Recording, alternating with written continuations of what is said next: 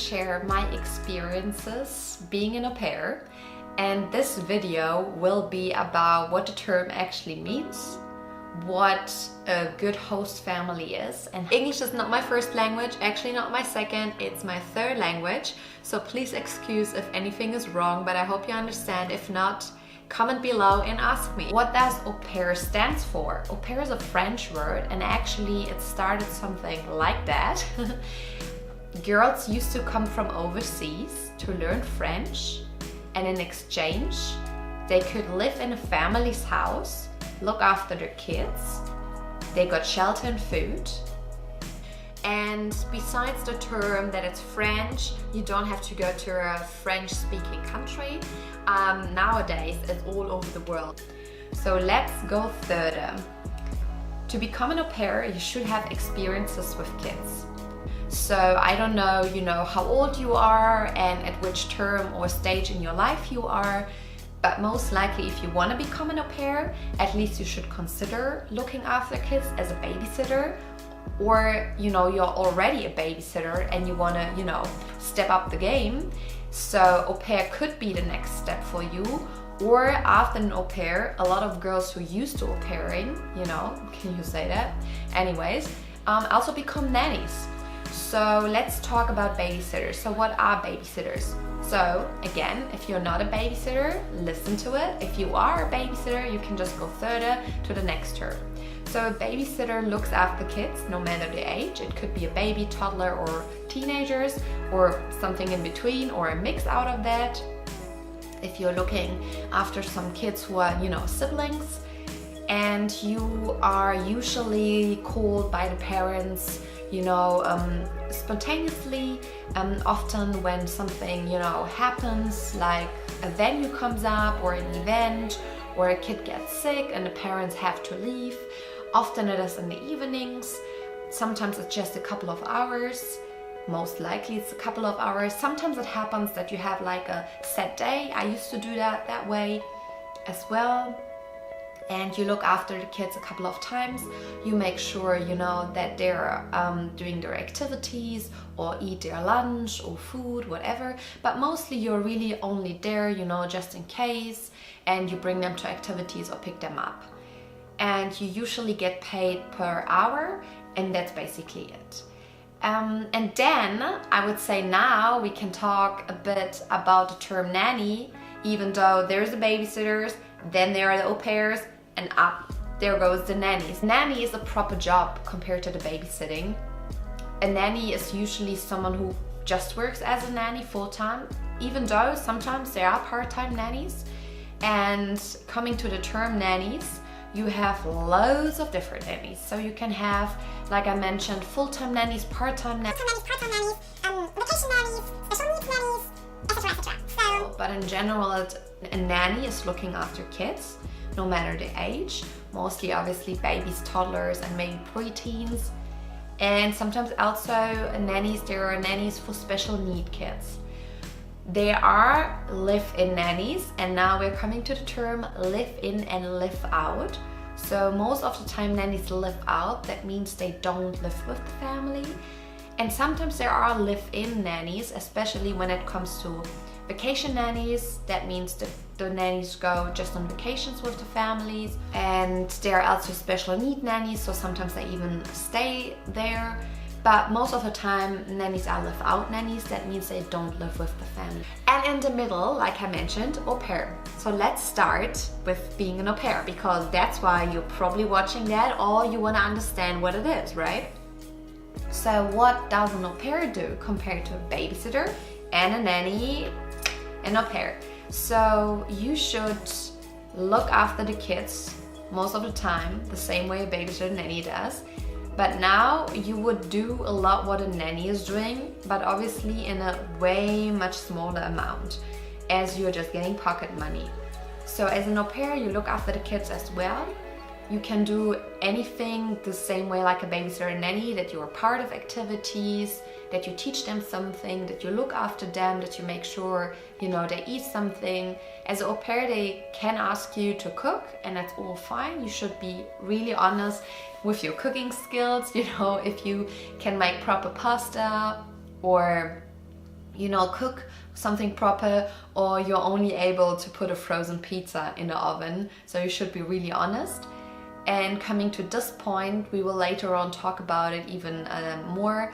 You should find a family, with the same eating habits. I will tell more specifically about that later on, but this is really important. Besides that, you get the shelter and the food. And because the pocket money is not a lot, you have the shelter and the food. And trust me one thing, I used to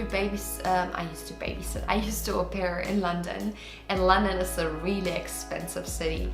And just going out like once or twice a week, dinner with friends, especially with friends you just made, so you go out more often and more frequently, or to try a workshop, or really embrace the fact that you're in a new city, is expensive. So I would also recommend to maybe, if you're planning to become an au pair and you have some spare time left, to put some money aside so you can take it with you, especially for the beginning, if you don't make much money, if you want to spend some time with the people you just met, to have some money. But there will be another reason why you should have some money on you. So I would suggest that you work around 12 till 15 hours. You last just hours, they can ask you for one additional night per week for babysitting, what I find fair. They can also ask you to be part of a vacation, but that should be pre-discussed. You should not be pushed to it. You are part of the family, but you're still an independent grown-up, and you came to this country, so you don't have to go on a vacation. But they can ask you, they might ask you, so that's a cool opportunity as well. What is a good host family? A host family should be interested in having someone as a part of their family. That means you should see yourself like an older cousin who's coming from far, far away. So instead of saying au pair, you should really say like cousin.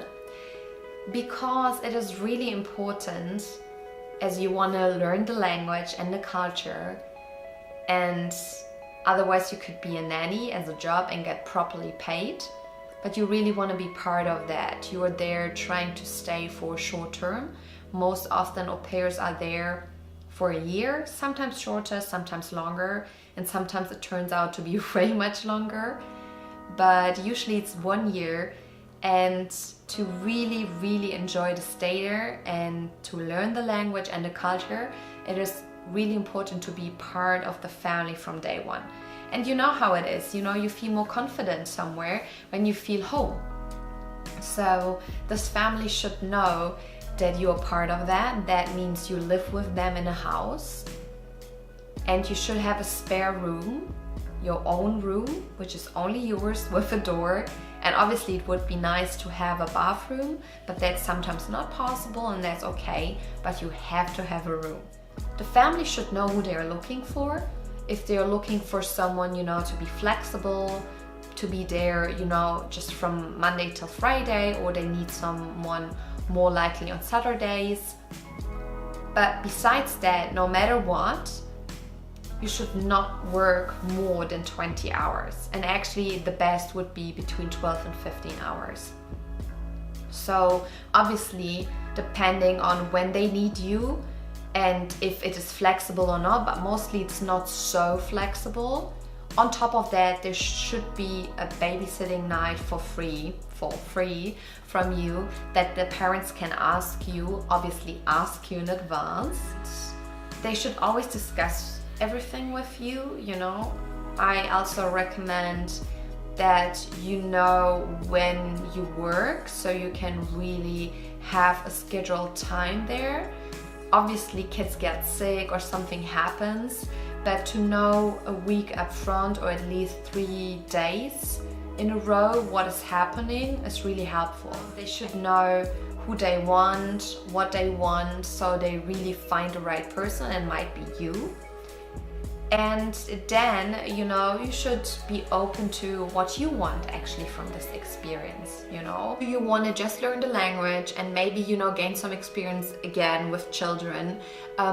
Do you want to learn more about the culture and the country you're moving in? Are you thinking about maybe moving to this country and maybe studying there or finding another job after that? You know, like, what is your goal, and can you fit that in between? Like, if you want to do some workshops, maybe you want a second job, what I would suggest.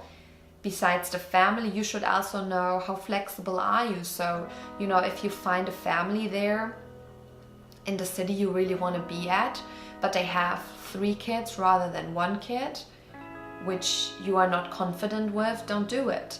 If there's a family who says 100% flexibility, don't do it. If you really want a scheduled week, if you're planning to have a little job over there, what I'm actually suggesting, if it's possible, depending on the country, you should, or you actually need a proper plan how it will work, even though if it's just a plan for a week, otherwise you can't have another job.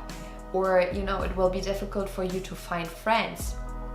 The family should also be open to your culture, to your language, and when I said they should know who they want, they should actually look for someone who fits in their life. So, you know, if they have a special religion or they are religious, if they have special eating habits, and there are like specific habits they have what most families do not have, they should mention them up front.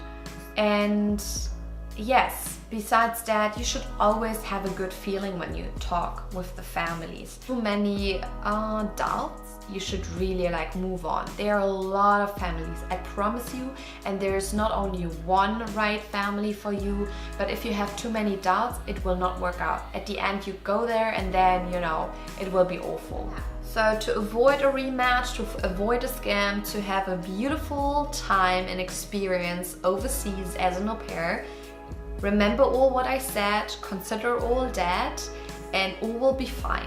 So if you're interested in more input about being an au pair and what I mentioned, obviously, a lot of videos are coming up. I'm working on that. I don't want to forget anything, but it might have happened and I forgot something. So if you have any questions, comment below and I try to answer them all. So yeah, stay tuned and see you soon. Bye!